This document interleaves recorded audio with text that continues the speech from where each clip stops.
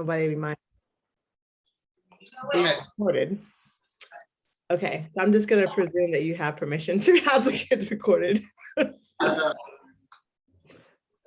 since this is your request to have it done, so I will do that. If for some reason it comes up that someone's not, we will just get rid of the recording. Alrighty, and then I was trying to drop questions in the chat, but my computer's being really difficult right now.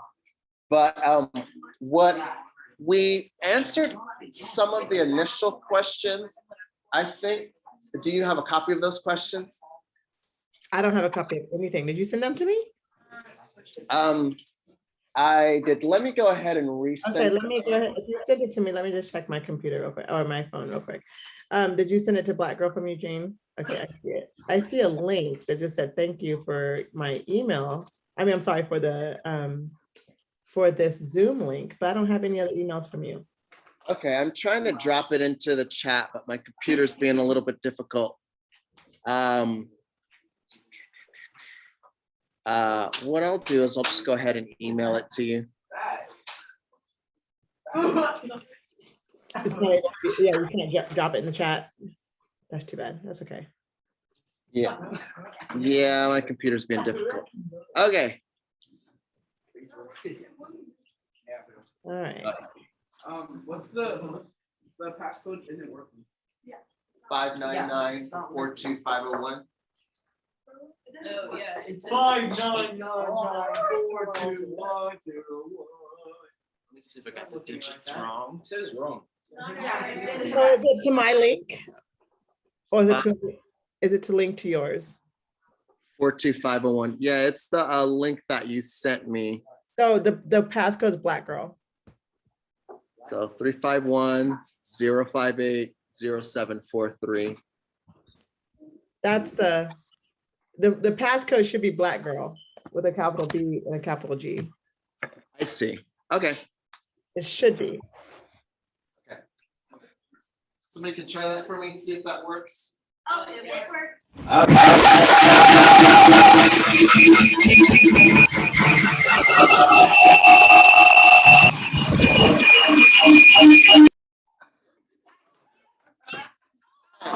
So listen, mute your microphone because it's getting feedback.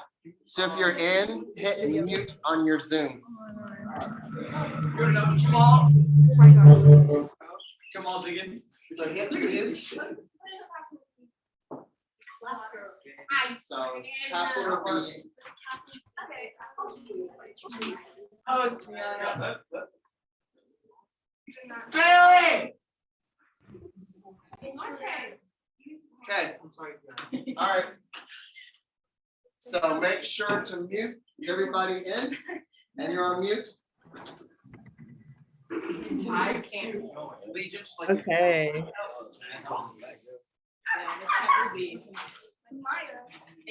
So yeah, we've got Maya and is that Kiana, both same person, different angles. Nice. Okay, perfect. All right, so we only have an hour today. So we're gonna go pretty quickly. And obviously I want to say thank you for having me, Xavier, to come through and or I guess you're calling Mr. Davis, aren't you? I don't know how everyone goes these days, but I want to say thanks you guys for bringing me in and for being there when and listening and being courageous to have these conversations because it's extremely important and I'm so impressed. Highly. Yeah, Thank you. okay. I'm so impressed with your focus on what actually really matters because these questions are questions that adults give me all the time. So the fact that you're having these conversations in middle school just makes me so happy.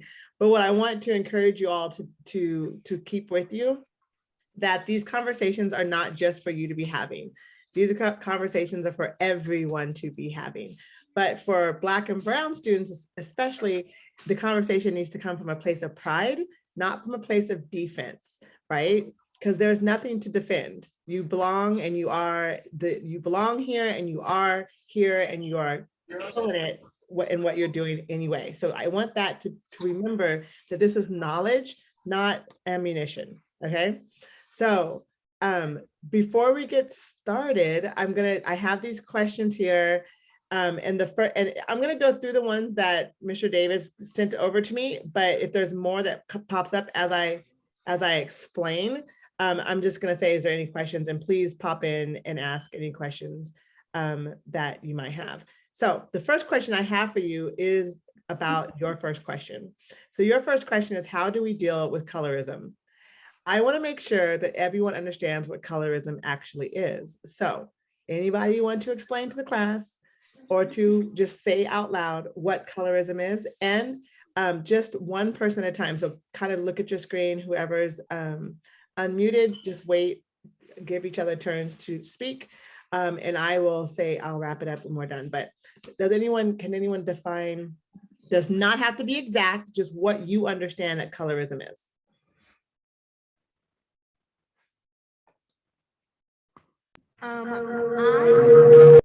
Why is it like that? Okay.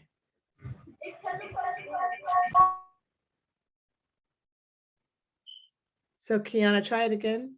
Is it Kiana? Yeah.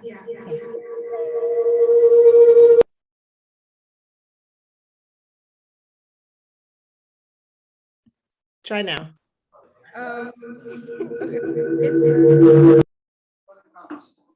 Okay, so Bailey, can you mute? And then I'm trying to exit, and Mr. Davis, if you can mute. I'm gonna try to mute. Go ahead, Kiana.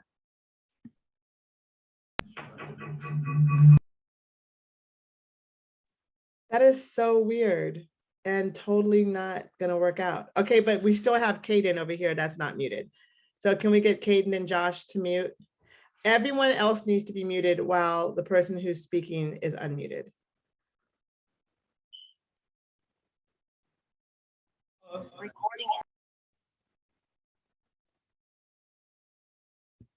Okay, everyone's muted. All right, go ahead, Kiana. I think. Okay, so could you type it in the chat? I don't know how we're gonna do this if you guys can't talk to me. This is gonna be very hard. See if you could type it out in the chat. I don't know exactly so that it's not doing this feedback situation, because I don't know what's going on your side, why it would be doing all that. I don't usually have that problem. So I'm not sure what to do with that, but I'm going to look right now for Kiana's explanation in the chat, and everyone else can kind of look to see. Like I said, this is not a defined definition of colorism, it's how you understand colorism. So if anyone wants to go ahead and put in the chat what they believe colorism is, that'd be great, and we'll go over that. Is it Quandale? Is it a question about colorism? Go ahead and type it in.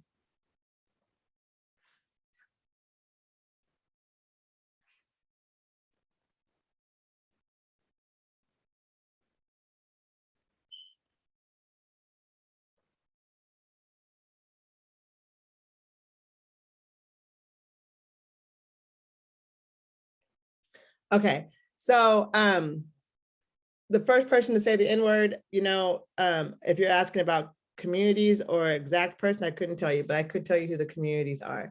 But we're gonna stick to colorism for the first questions here. So the colorism is discrimination between skin colors, light skin and dark skin. So you're saying, and correct me if I'm wrong via chat, what your understanding of colorism is people of color discriminated against each other by their tones of skin. Okay, so I see head nods. Is that anyone else have an understanding of colorism that way? Anyone have a different understanding of colorism? I'm just looking at the screens at this point. Okay, so you're absolutely right. That is exactly what colorism is. And so it's super important that we understand how did we come to get to that space of colorism, right?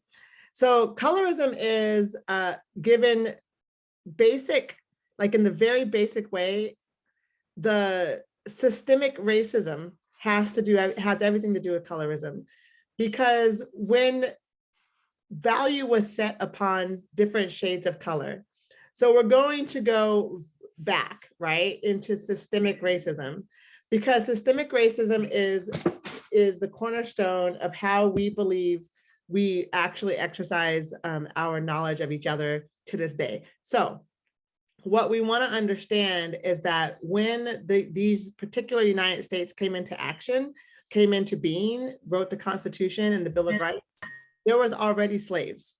500,000 slaves were present when they signed the Bill of Rights. So when they said we the people, they were actually not considering anyone of color. They weren't even considering women at that time. So the point I'm making is that at that point, what were we? We were commodity. We were things that you could buy and sell. We were like tools. And so with certain tools, there was a given value to them. How much could you sell them for? How much were they worth? How much could they actually last in the conditions that they were given? The value of the babies they would have, all of that kind of thing was considered in their value. Also, the closer to whiteness that you were, the more value that they gave you, because then you could be considered handmaiden to the people in charge, right? So what does that mean? That means access to resource, access, meaning like ability to get in and to have resources, education, clothing, healthier foods. I mean, safer conditions in terms of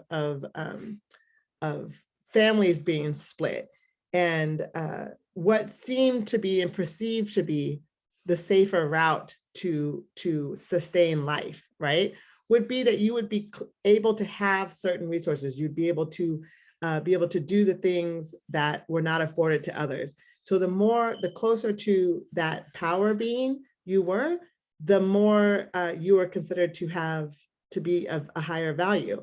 Of course, splitting up Black folks based on their color would then bring animosity between each other. Really what it's about is access to resource.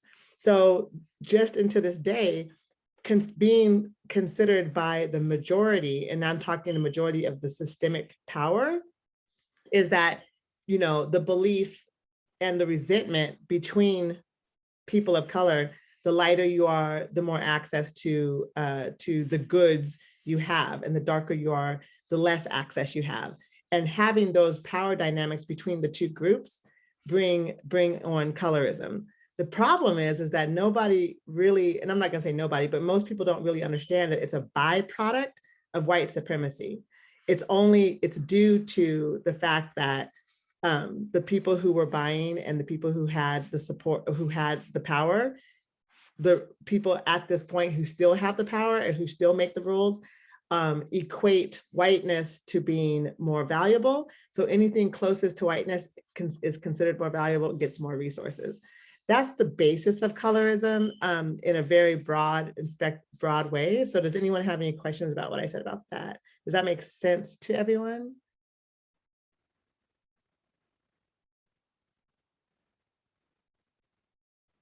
It looks like everyone's very busy doing lots of things. So I don't really know who is hearing what I'm saying right here. So I say like light skin and dark skin. Okay, I have that in the question. Mr. Davis, Xavier, do you have any other anyone out there that might be asking a question that may not be in the chat at this time? Colorism is a huge topic.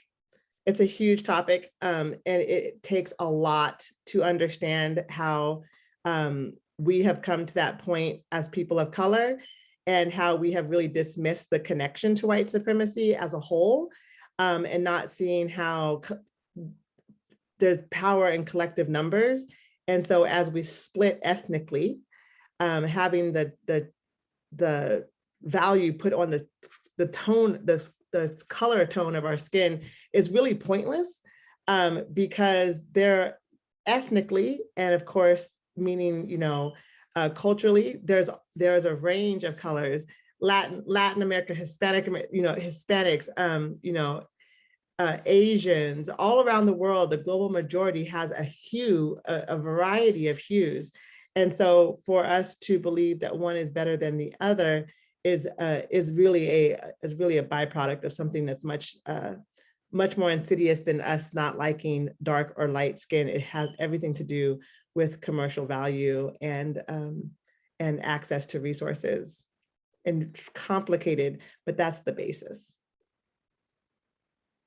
Okay, so I don't see any other, okay, so I do, how can we prevent the racism? Let me see here. Yeah, I definitely have the question. So if these are more questions, we can do that too. So let me go back to, how about discrimination? And let's go back down here. How can we prevent the racism at our school? What should we do if someone says something racist to us? How do we deal with colorism? How do we identify the deal with stereotype? No, I got those questions. Okay, so it's super important.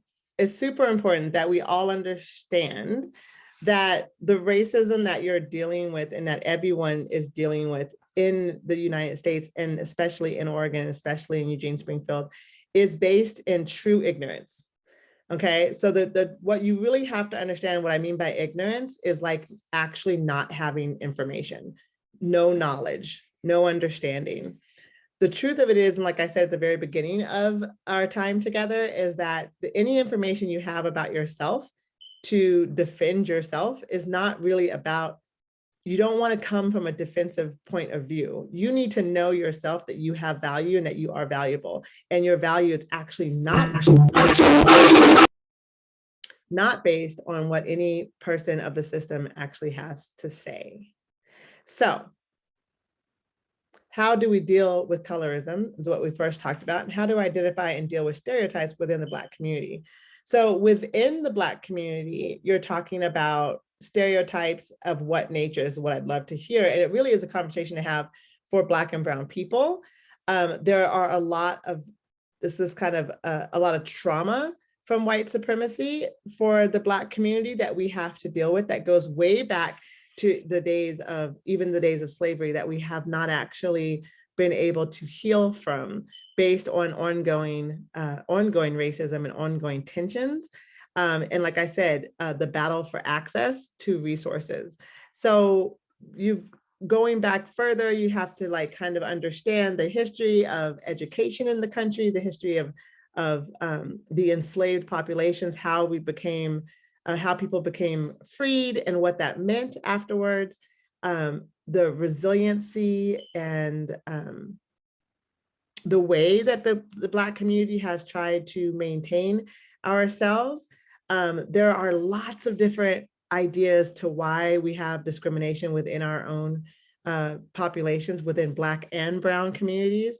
And if you're asking me, I have a lot to say around the trauma of having to deal with the white supremacy culture that instills in us that we are second, or that we are less than second, that we're not even, that we're not really even human in those ways.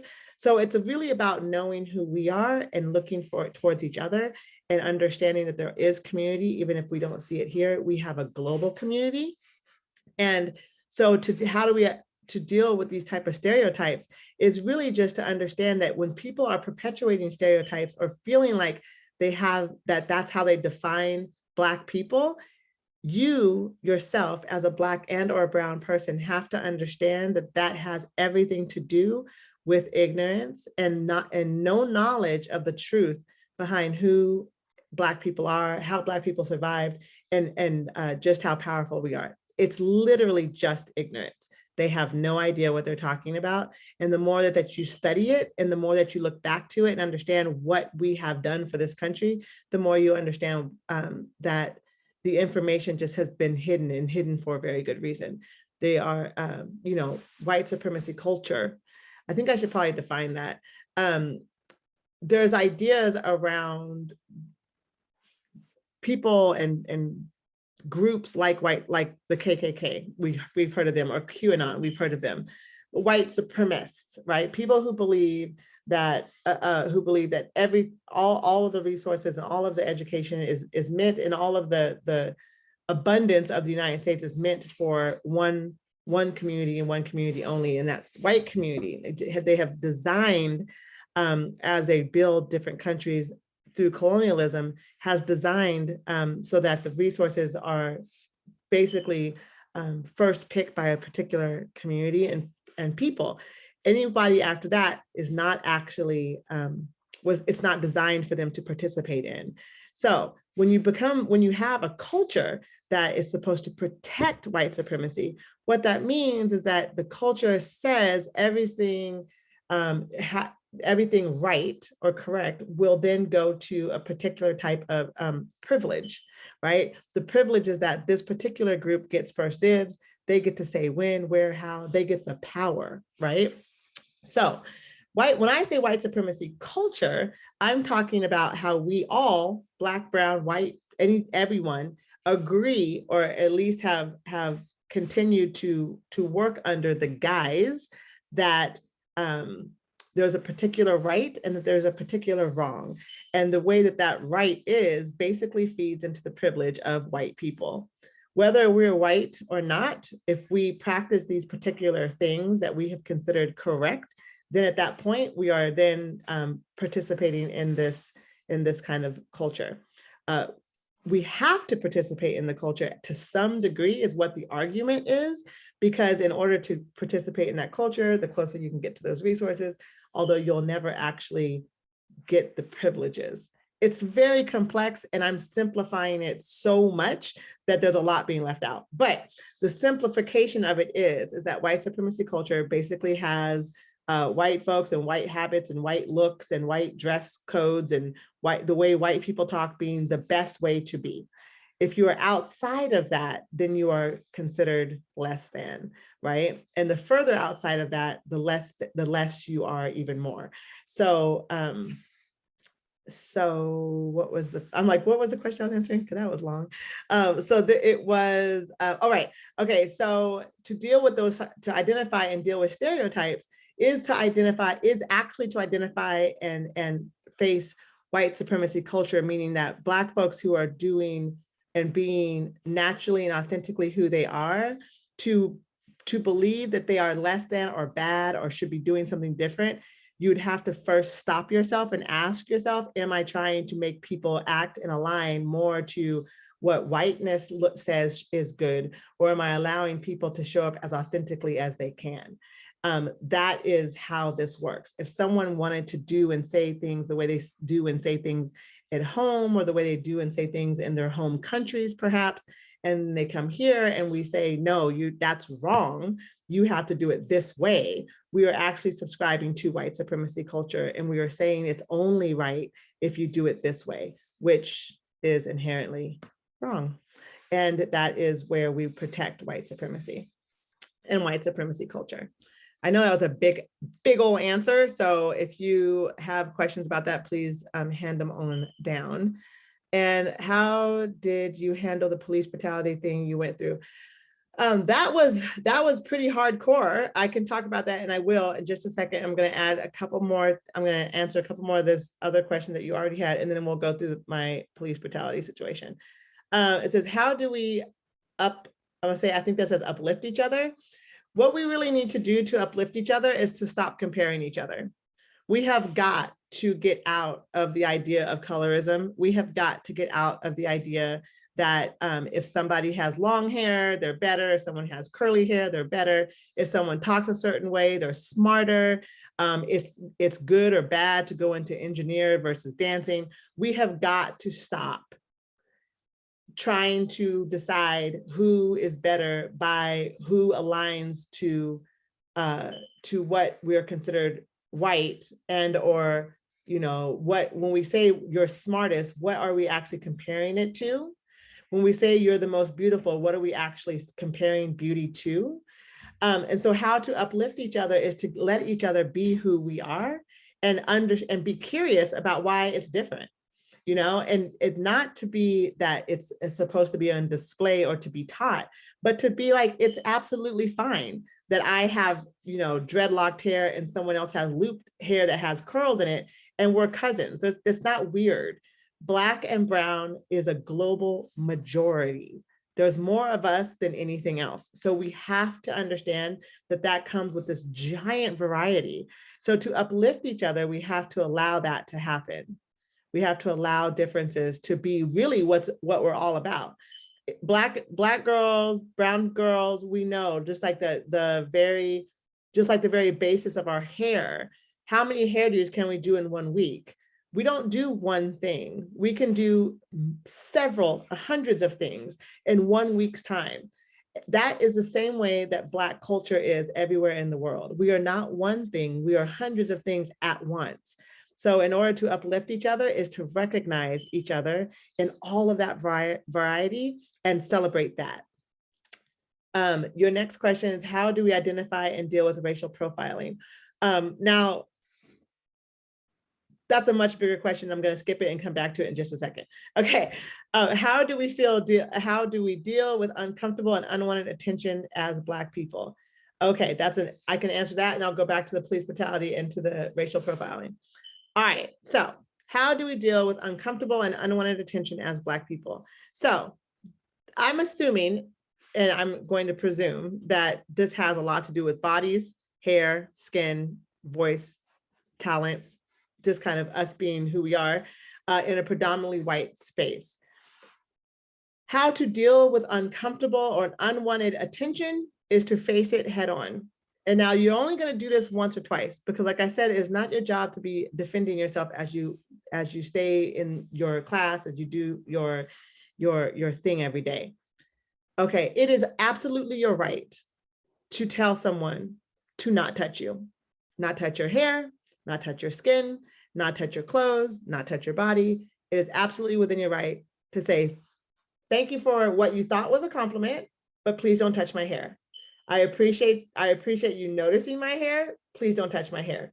If you don't appreciate them noticing your hair, you can say, today is not the day for me. I'm not here for you to touch and play. You have that permission to give yourself a boundary. You can tell people, no, thank you. That is absolutely your right. You are not on display, you are living your life, and your life is full of flavor. That's what it is. You come that way. So what I want you to quite understand is that when you are uncomfortable, you do not need to explain yourself to anyone. You are uncomfortable, and that is it. That's all you have to say. I am uncomfortable with this. I want you to stop.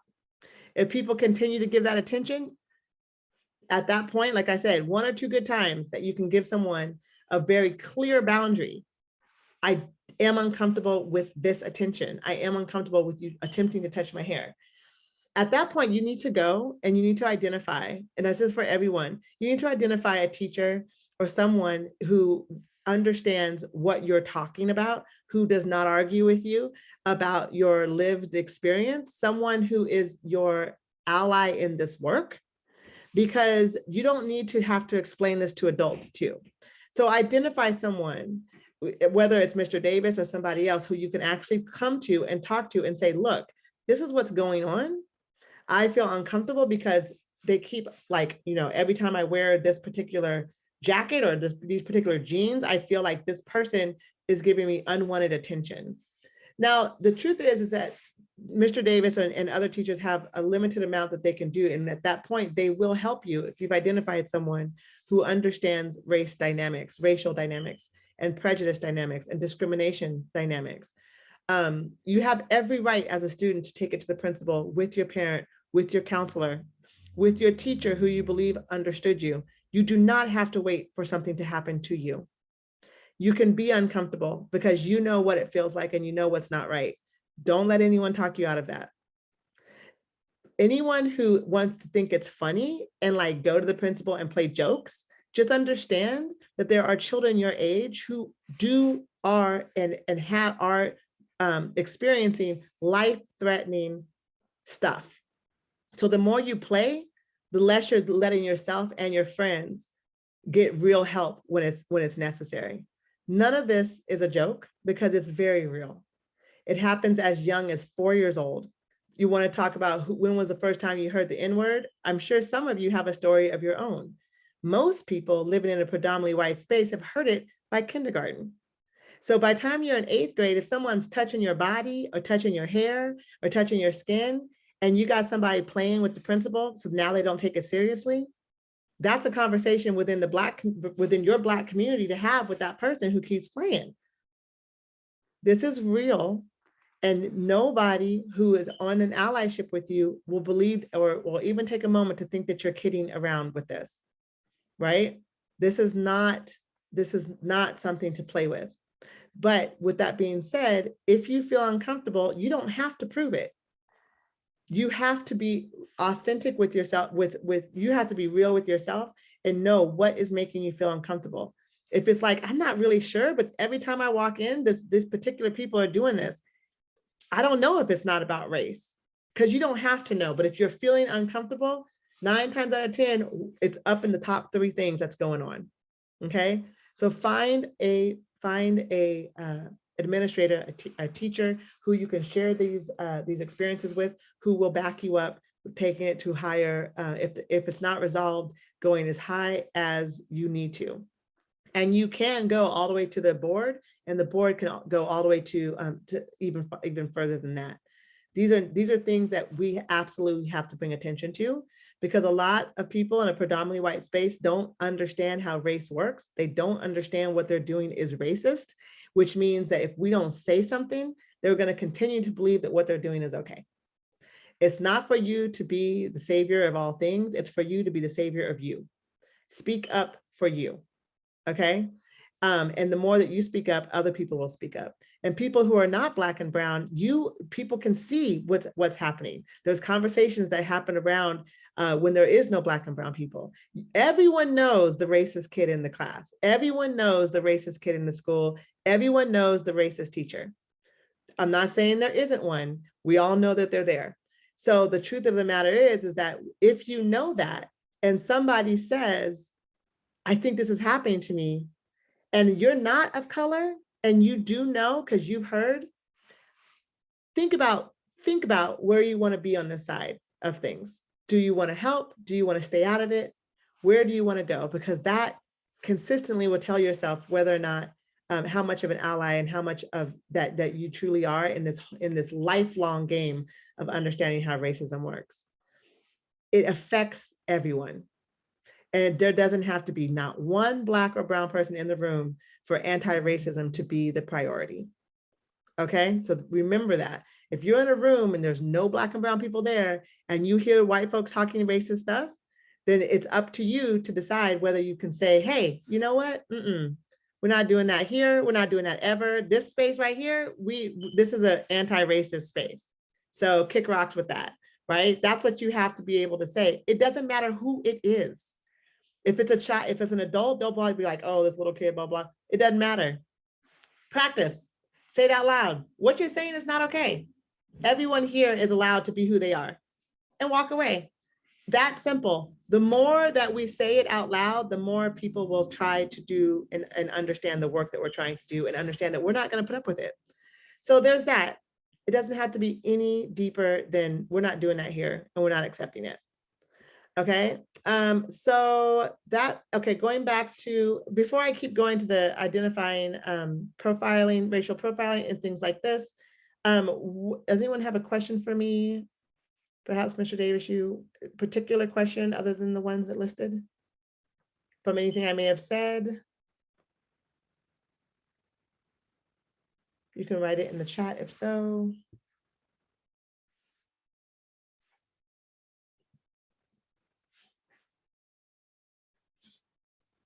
Okay.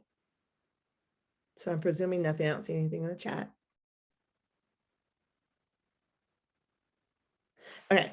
So how do we identify and deal with racial profiling? This is a much bigger question, and it has a lot to do with the people who call, okay, I see Kennedy. So it has a lot to do with your school and your principal and the policies. I know it sounds weird, but the way that they feel about what they have written out and understanding about racial profiling. Now, how do you identify it? Let's say outside of school. I mean, like I said, there's three different things that you can think of, right? When you're being called out, it's very easy, right, as people of color to go, okay, I wasn't doing anything wrong. I probably am I didn't do anything wrong. Like, actually, I didn't break any rules. Not like I kind of broke a rule, but it shouldn't matter. No, I absolutely didn't break any rules. I have done everything that you've asked me to do, and yet there's still an issue. I have to ask myself and you if it's about me being Black and or brown, right? If race dynamics are not the top three of what you're wondering why you're in this space, it should be, especially when you're in a predominantly white space. It's because quite a high percentage of reasons why people don't understand what other people are doing is because culturally it is different, or culturally it is not allowed within the white supremacy dichotomy, right? So how to identify it is really about elimination of what you know it isn't, right? And how do you deal with it is literally recording. And I don't mean just with your phone, but how many times has someone called on you? How many times are you pulled to the side to be talked about what you're wearing, about your clothes, about how you're dressed, what you're saying? How many times does that same person do that? And where? What are you doing? It's really about recording. If something's happening, literally record it.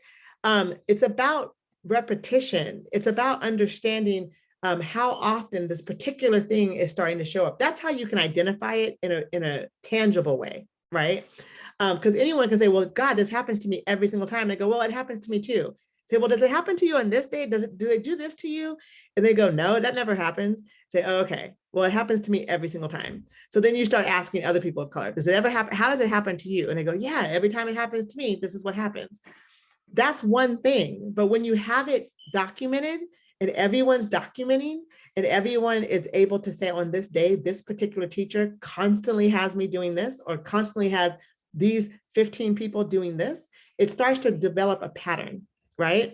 And so that's one way for you to deal with racial profiling. But once you have established a pattern, you need to take it to an authorities figure. Find a teacher, find an administrator, find a counselor who understands racial dynamics in your class and in your area. Have them help you. Don't try to do this on your own, right? We all know personally as people of color when we go, okay, yeah, I know what that's about, right? But people who are not of color tend to need documentation, something tangible to work with. And so that's how you do it. Now, how you deal with this stuff, y'all, resiliency is not for Black and brown people to hold on our shoulders, okay? Resiliency is a wonderful thing to have, but that is not the only thing you have, okay? I 110% would encourage anyone to get a counselor and a therapist, honestly, to just talk about it. Just open your mouth and be like, this is not cool, right? I suggest you have a friend circle of people of color who y'all can talk freely about this stuff, not to bash and not to scare, but to like literally just, I'm feeling bad about this. I feel tired. It feels heavy. Have an adult to talk to that you can be authentic with, and you can just say whatever you want to say, however you want to say it. And that's with living in predominantly white spaces anyway. It's super important as Black and brown children, Black and brown people, as you grow up, that you know you're not alone and that you can talk and understand where these feelings are coming from, because it's about dealing with something that's very heavy and much bigger than you. So meaning that it's systemic, it's all through everything. So get support however you can. All right, so the question is, have I ever been, can we talk about the N-word? Yes, of course we can. It says, Kennedy says, have you ever been called racial slurs? Yes, like lots and lots, like, yes, absolutely. And I think the earliest I was called the N-word was probably before kindergarten and preschool. My children have been called, all kinds of different names. My parents have, we all have. So absolutely. And I have as an adult. Matter of fact, I believe I was called a racial slur just a week ago. So it's something that happens all the time. And I get, because I am a public figure, and I'm totally air quoting that, meaning that like people know me up and down the West Coast and in some places across the country. And so I get a lot of mail from people, usually white men, calling me all kinds of stuff. So that happens pretty regularly as well. And the question was something about police. Now I know, what was it? How do we identify racial profiling? Okay, so that's what I was talking about, racial profiling. Remember when I say system is like what is a system? System is the housing. System is schooling. System is the medical field. Systems are what we use every day to just kind of live, right? That is the system. So, the economic systems that kind of come through and come around, we use them all the time. So you have to understand, like I said before, when the systems were actually put into place and solidified with the Constitution, housing, like I said, medical, education systems were solidified. Black and brown people were not considered. So racial profiling, to maintain all the benefits of what they were stealing at that time, was made and contained for white people. Everything outside of that, there was rules to make up for racial profiling, to make sure that people would not actually gain access to what they have basically stolen and kept for themselves. So in that idea, racial profiling has been a thing ever since, right? It has everything to do with racial stereotypes, right? So, and they use racial stereotypes to defend racial profiling. They were walking around, looked like they might be stealing something. They kept circling the store, or they were talking really loud, so I thought they were getting aggressive, or they, different different ways that you can put stereotypes to negative behavior, right? And that's what they use to that's a part, not everything. Like I said, I'm being very brief on all of these answers. That's a part of the profiling. So yeah. So anyway, that being what it is and what we've said, going back to me in my, how did I handle the police brutality I went through? It was really hard. It was very, very hard. I went through physical therapy and mental cognitive therapy, meaning that like I had to learn how to remember things again. It took 2.5 years after I was beat up by the police to recover from that. And the stereotypical, the racial profiling that happened was to my son, and I was protecting my son. I didn't want them to shoot my son. So what I did was protect my son from the police. They were profiling him because he was having a mental crisis. He was very stressed out, was having a mental crisis. And they thought when he was a football player. And so when we brought him out to get help, like from the house to the deck, that when they saw him, they got scared because he was 6'1" and muscly guy. And so when they got scared, thinking that they would get hurt.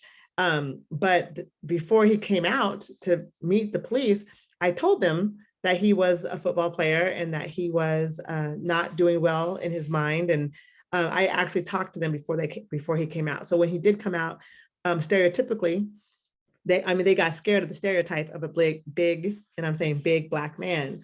Although technically the police officers were both bigger than him. So that has everything to do with that stereotypical idea of Blackness being big and bad, how they saw him as bigger than them, even though they were both taller and weighed more than he did. So long story short, I was beat up pretty badly and arrested for protecting my son from not being shot and or tased on my front porch. And it took a very long time for me to physically and mentally and emotionally recover from it, about 2.5, 3 years. I would say even longer, because I still can't use my right shoulder the same way that I used to be able to. And so it's something that I constantly work on. My physical body has really, really suffered from the from the encounter, and it was more than 6 years ago now. I still have things that are I'm still working on my physical body. So when it came to my mental body, though, I had to really think about what happened to me. How did I handle it? How did my son handle it? And it took years of therapy. It took years of working with and for race dynamics with authority and that system. And to be honest, I actually decided I could no longer do what I was doing for work. I was working for the state of Oregon with child welfare and self-sufficiency, and working with other police officers and things like that. And I really couldn't do that job anymore. So I stopped altogether, took leave, and then recreated something that made more sense for me. And so it was a really huge, life-changing experience that I would never recommend for anybody. But yeah, that's how I handled it in a nutshell. If there's specific questions, I would be happy to answer them. But it was very, very bad. And actually my case was a couple different cases that changed a lot of the rules around people who have mental health. We changed our case, and another case was the reason why Cahoots now is 24 hours. And our case was also part of the Black Lives Matter movement across the country. So it was a big deal. And we definitely, I'm happy that we were able to push that agenda forward as well. Did they get arrested? No, the cops did not get arrested. And like what happened to the police after? Nothing. We went to court, and matter of fact, one of the police officers have a record of doing this to people, and they've just paid people off.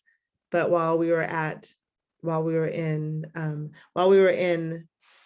the actual court, we weren't allowed to say that. So the jury never knew that the cops that had beat us up had beat up a lot of other people too. And so it just was what they call immunity, where you don't have to tell everything that the cops' background is about. And that's a legal move that they have, that a lot of people are trying to remove from cops, that they don't get to have that type of immunity. So we can talk about their whole full background at the time. But right now they have that immunity. And so we don't get to talk about everything they've done in the past. So they got away with it again, all 4 of them. And yeah, there was 4. So I want to make sure I got everyone's questions. Have I been called racial slurs? I said, yes, I was just recently. The N-word, yes, absolutely. We can talk about it. We only have a few more minutes though. How did you handle the police brutality? Talked about that. Any other questions that I may not have addressed in the next few minutes that we have? I don't know, Mr. Davis, Xavier, if you want to type in, or if someone's saying things, I don't know what's going on with the sound.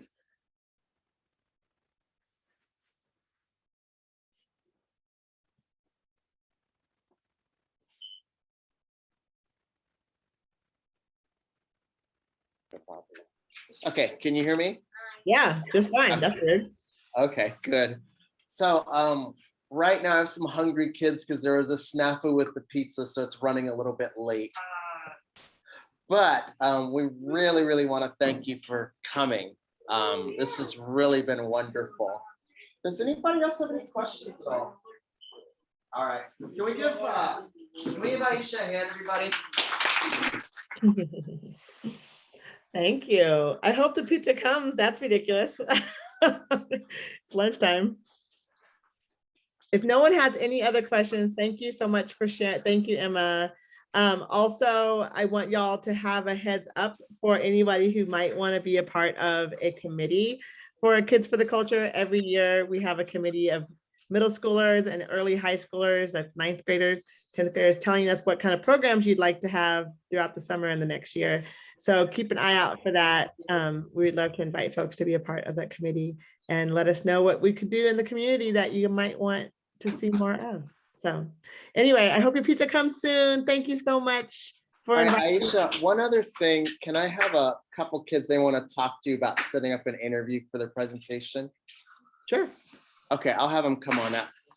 Okay.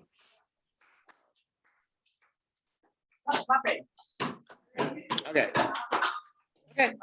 Girls, you want to come up? Where's Kennedy? I'm right here. All right, you want to come on up, Natalie? You can just make connect with her.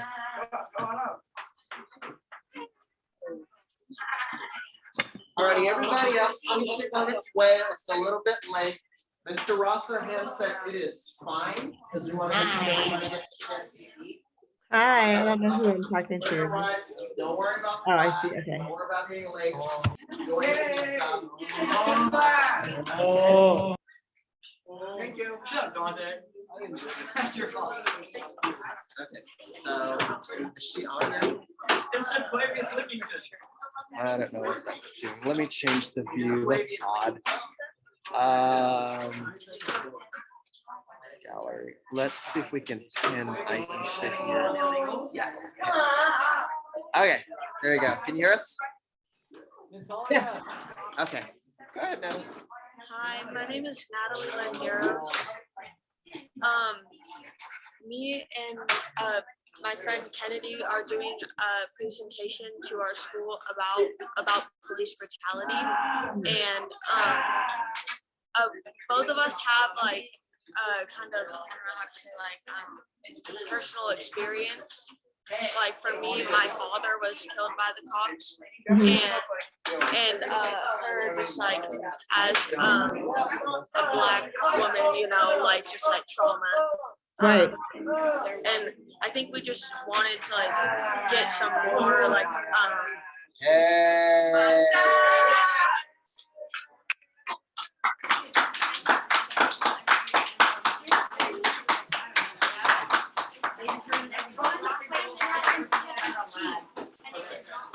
Yeah, you want me to give you my email and we can set up a Zoom? You want me to give you my email and we can set up a Zoom? Sure.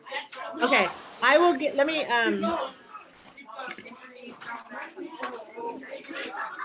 gonna write it here. Do you want like one of these cards, or do you want a big piece of paper? That'll do. Okay, and let me grab the pen.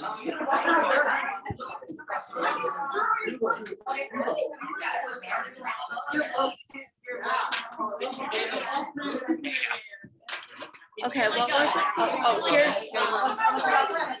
There's getting the info from Ayesha. We're gonna.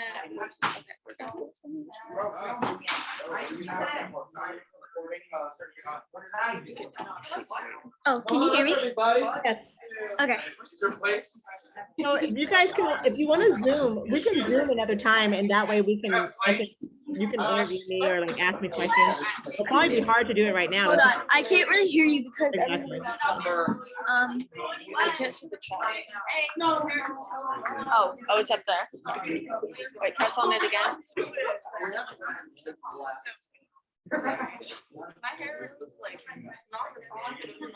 when would be a good time for you? After school, well, okay, do you guys have to do it during school? Because you could do it, are you guys together after school or do you need to do it during school? Do you think we could do it during school? Yeah. Okay, so let's try. Okay, so today is, you want to do it on, Let everybody go through once first. hold on, I'm trying to find a good time. Well, okay, so I won't be here. I won't be at school next week, like for the whole week. Okay, So you want to try the week after next? yeah, that'd be Okay. good. So, anytime, we could do it on like Wednesday next week in the morning, if, like what time could you want to do it in the, on the Wednesday, the 27th? Should we do like one? Okay, is one okay? Is one, let's see. Yeah, Okay. okay, so I'll do. Let me go get this. Will you get me a cheese one? Oh, Let me check the calendar. you guys want pepperoni? I got pepperoni so that get all eaten up. Could you get cheese for me, please? Okay, so the 27th, right? Yep. Okay. And I will, okay, so 1 o'clock. Okay. What I need is someone's email so I can send a Zoom, or should I send it to Mr. Davis? What's that? Well, to let them interview me, where should I send the link to? Hold on. Let me get this guy. I'm like kind of right in the runway here. Yeah, I can't hear. Okay. So do you want to keep this for us?